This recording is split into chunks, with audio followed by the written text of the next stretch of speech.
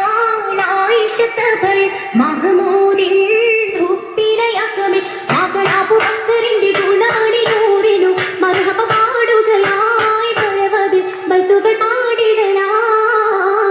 മർഹബ പാടുകയായി പരവതിൽ ബൈത്തുകൾ പാടിടലായി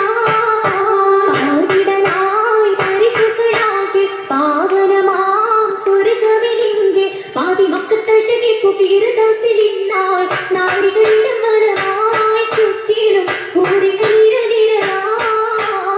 നാരികളിടം വലമായി ചുറ്റിലും ഹൂറികളിരനിരയായി